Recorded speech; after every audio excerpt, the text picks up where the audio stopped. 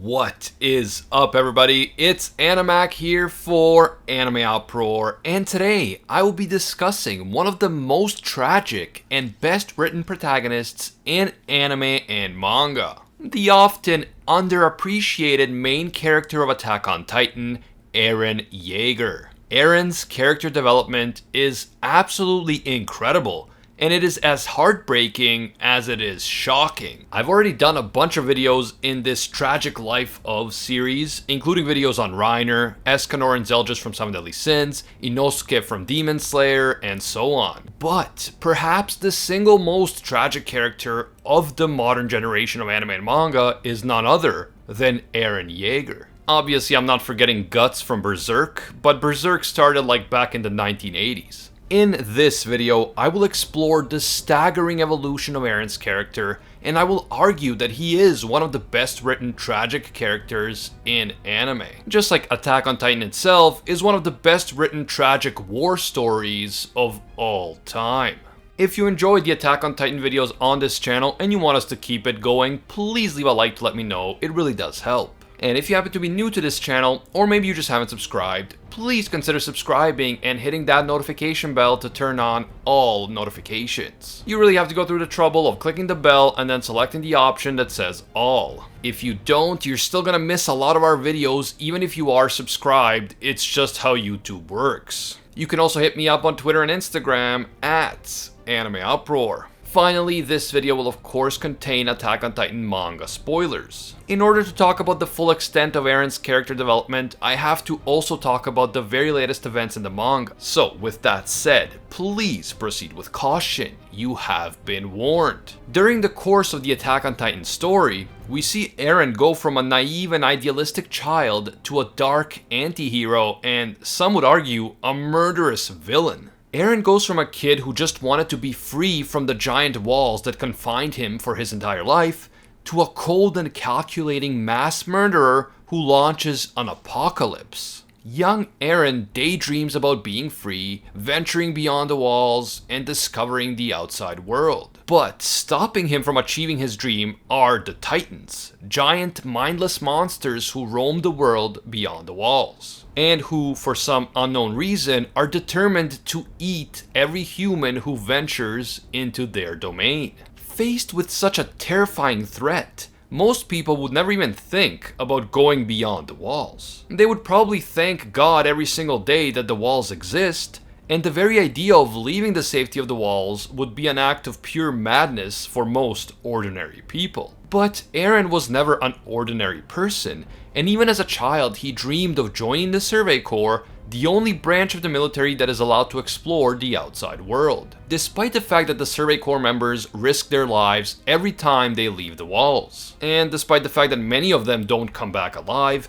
Eren is still determined to become one of them, despite the objections of his mother and others who are close to him. In this early part of his life, the major villains that Eren hated more than anything else in the world were these giant monsters known as the Titans. The Titans were the biggest obstacle to Eren's goal of being free and exploring the outside world, so it makes sense that he would hate them. But Eren's hatred for the Titans intensifies exponentially after Wall Maria is breached and Eren's own mother is eaten by a Titan before his very eyes. Since that day, Eren swore that he would save humanity by destroying every single Titan. However, it is important to mention that even as a child, Eren had been exposed to another major villain, another potential monster, and that monster was of course his fellow man. From the bullies who mistreated Armin, to the oppressive government, to the kidnappers who murdered Mikasa's parents, the story was telling us from the very beginning that Titans were not the only threat in this world. In fact, after he goes with his father to a house call, Eren is put in a position where he himself had to commit murder in order to rescue a young girl named Mikasa from the same criminals who had murdered her parents. After this harrowing experience, Eren forms a close connection with Mikasa, but we can't ignore all these extreme traumas that Eren had already experienced in just the first decade of his life. He witnessed the murder of his own mother and many other innocent people during the fall of Shiganshina, and he was put in a position where he himself had to commit murder in order to save an innocent person. These events alone are enough trauma to last a lifetime, and in many ways, these events shaped Eren's personality from this point forward. It is also worth noting that Eren loses his father Grisha around this same time, but it isn't immediately clear why or what happened to his father. Eren only learns the truth much later in the story. After the fall of Shiganshina, Eren dedicates his life to saving humanity and eradicating the Titans. After undergoing intense military training, he decides to risk his life on a daily basis by joining the Survey Corps. Mikasa, who owes her life to Eren and who is also, let's face it, in love with Eren, decides to follow him wherever he goes. But it isn't long before Eren learns that he himself is somehow able to transform into a Titan. It's easy for us to forget now how much of a shock that would have been for Eren back then. Remember that Titans killed his mother and destroyed his childhood. He dedicated his entire life to fighting them, he vowed to eradicate them, and now somehow he has become one of them. As a result, Eren suddenly finds himself being hunted as a monster by the very humans that he swore to protect. This situation makes Eren question his whole identity, his whole history, and to an extent he begins to hate himself. Through no fault of his own, he has become everything that he has vowed to destroy. But in spite of this shocking development, Eren decides to keep pushing on. He decides to use his newfound ability to transform into a Titan to fight other Titans. So, even as he himself turns out to be a Titan shifter, Eren still maintains his obsession with destroying the Titans. Along this journey of fighting the Titans, Eren loses many close friends and comrades in the most gruesome ways. And on top of that, he suffers terrible betrayals at the hands of some of the people he trusted, including his comrades Reiner, Bertolt, and Annie. In the face of all of this trauma and all of these challenges, Eren continues to fight on. He continues to be driven by this idea that if only he could defeat all the bad guys, all of these Titan monsters, then everything would be better. Then he could move on from all the suffering and all the trauma that has been controlling his life for years. However, Eren and the other scouts eventually learn the awful truth. Every single Titan, including the pure Titans who are not shifters, were at one point normal human beings. What's more, after the basement reveal, Eren learns that the people who became Titans were turned into those Titans against their will. These people were Eldians, just like Eren and the other people in Paradise, and they were forcibly turned into Titans by the oppressive and cruel military regime of a rival nation. Eren and the scouts come to realize that every time they killed a pure Titan, they were killing an innocent person, a fellow Eldian, and someone who likely didn't do anything to deserve their cruel fate. Just imagine going through that psychologically. After working for years to kill as many Titans as possible, thinking that every time you do kill a Titan, you are doing a good thing and making the world a better place, you eventually realize that every time you killed a Titan, you were actually killing an innocent person who did nothing to deserve such a cruel end.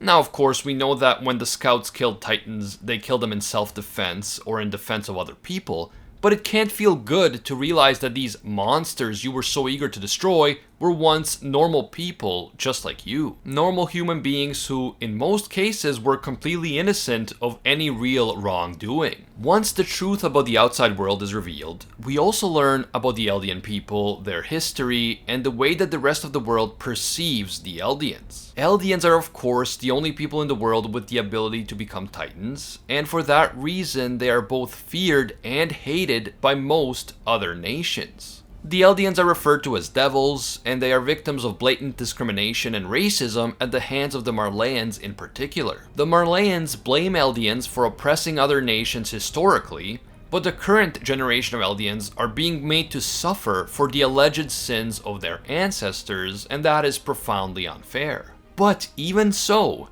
Eren and the other scouts try their best to find a peaceful solution. They secretly infiltrate the continent and try to negotiate with the other nations in an attempt to coexist peacefully. Nevertheless, it eventually becomes apparent to Eren that no matter what the Eldians on Paradise tried to do, they will never be able to appease the outside world. The other nations will always be afraid of the Islanders and their Titan powers, and they won't stop until every Eldian on the island is dead.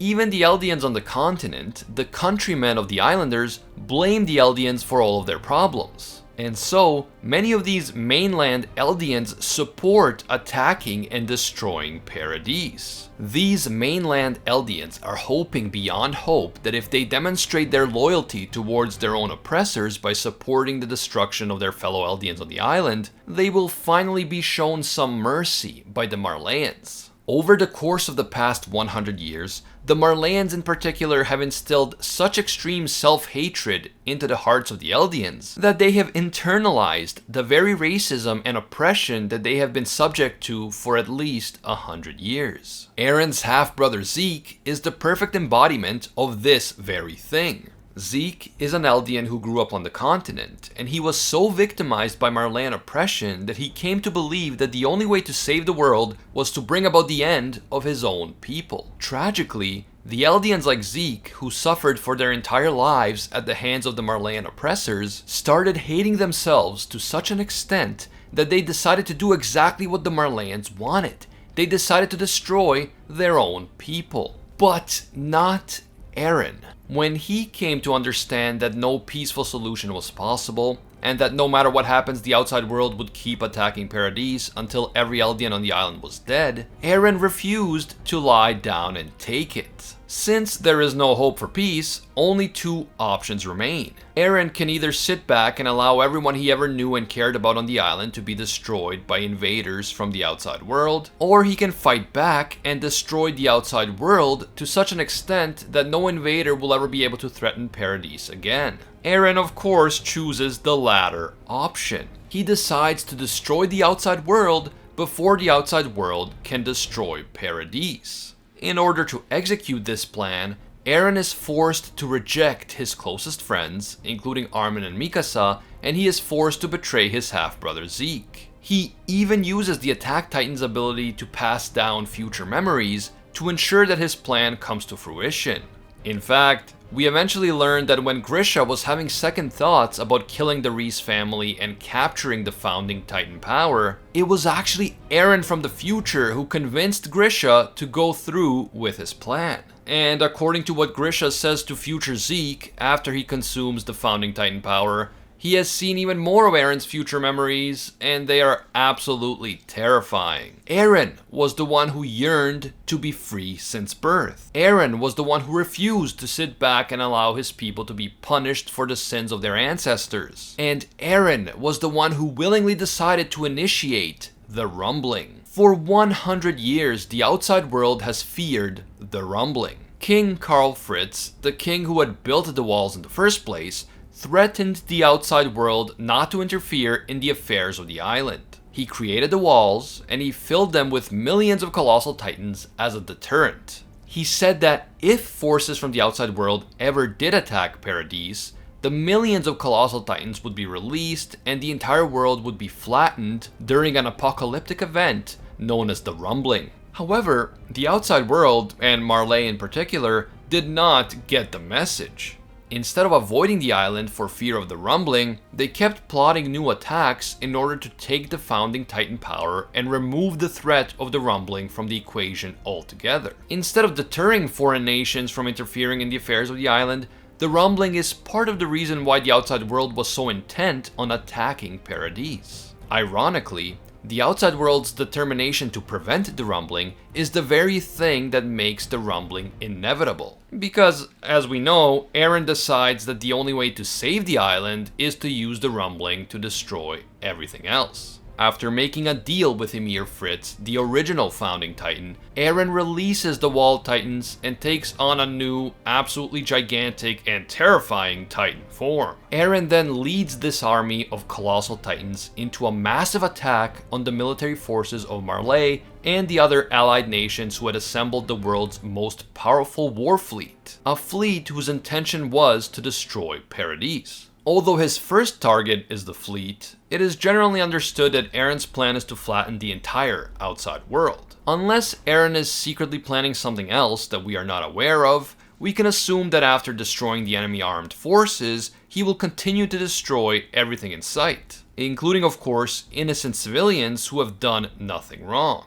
With this, Eren's character has come full circle. Eren has gone from a young boy who swore to kill every single Titan in order to rescue humanity, to the leader of a Titan army whose goal is the destruction of humanity, or at least the vast majority of humanity. And yet, through all of this staggering character development, and it is definitely one of the most impressive examples of character development in anime and manga, Eren has remained consistent in terms of his personality and his life's purpose. Despite going from someone who wanted to save humanity from the Titans to someone who is apparently determined to destroy most of humanity with the help of the Titans, Eren has not become a hypocrite. Eren is still driven by the same basic desires as he was when he was a child.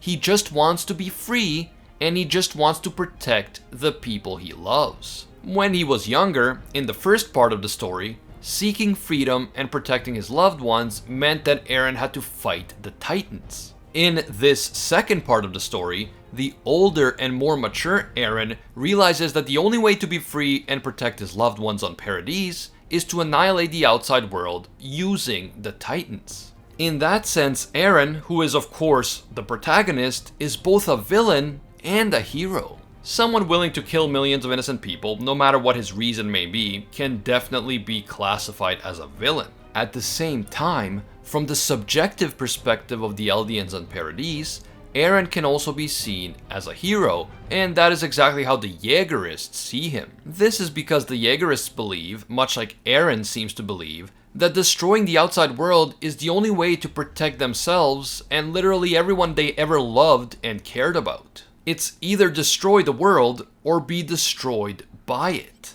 Eren appears to have chosen to take upon himself the horrible burden of killing millions so that the Eldians on the island could live in peace. He will take all the guilt and all the blame while ensuring the survival of the islanders by any means necessary. This shocking character development that Eren has undergone since the beginning of the story is as incredible as it is tragic. To achieve his lifelong goals of being free and protecting his loved ones, Eren had to become everything that he hated. Eren is now in a position where he has to put millions of innocent civilians through the same tragedy and trauma that he himself was put through as a child. And he has to take all that guilt and all that blame onto himself so that his loved ones on Paradise could finally live in peace. What an amazing personal story, and yet what a deeply tragic story at the same time. No matter what ultimately happens in Attack on Titan, and no matter what Eren ultimately decides to do, he is already one of the most fascinating characters in the history of anime for me personally. It's hard to imagine any character undergoing such a drastic shift throughout the story and yet somehow still remaining true to his original goals and convictions. A big part of why this works is of course the cruel nature of the Attack on Titan world. A world where you pretty much have to be a villain to some in order to be a hero to others. And the other part of it is the amazing way in which Isayama has written Eren as a character, allowing him to develop in shocking and unbelievable ways while still remaining true to his inner core. Eren's incredible and yet tragic character progression is one of the most powerful aspects of Attack on Titan. And it is my belief that when everything is said and done, Eren will become one of the most memorable anime and manga characters, on par with the likes of Lelouch, Meruem, Light Yagami, Simone from Gurren Lagann, and Guts from Berserk. Definitely let me know what you guys think about the tragic life of Eren and his shocking character development down in the comments below. If you enjoyed this video and you want to see more videos like it, please leave a like to let me know. It really does help. And if you're new to AnimeUproar or you just haven't subscribed, make this the video that you subscribe and hit that notification bell to turn on all notifications. You can also hit me up on Twitter and Instagram at AnimeUproar. I want to give a big thank you to all of our AnimeUproar patrons for making videos like this one possible. Special thanks to all of our The One tier patrons, the ones who rise above all other clans, including Ingrata, Alolanatum, The World, Steelers, A Quiet Respect, Pate Heffa, Jonathan King, Brandon Aviles, Papa Smurf, The School Bus, King Riser, Emperor Otaku, Ricardo Martinez, Thomas Jones, Kinmano, Michael Hyde, and Jaden the Vector. And I can't forget all of our Pro Hero tier patrons, including the one and only Gilgamesh, Nothing But a Fan, Jason Wilson, King Zeldris, Anatoly Kazatsky on Hell Cruise, Cricket XP, Joe Stanton, Very Gucci, Alicia Octor, Jessica Kayla Fond, Hinokami and Water, Bonnie Parks, Zodiart12, Rathuin Deora, Kraken, Arels, and Deadly Saint. If you enjoy our videos and you feel that they provide value to you, please consider supporting us on Patreon. Even a single $1 will give you access to our patron exclusive Discord, and your name will appear in our videos along with these amazing people. As always, thank you guys so much for watching, and until next time, see ya, Space Cowboys.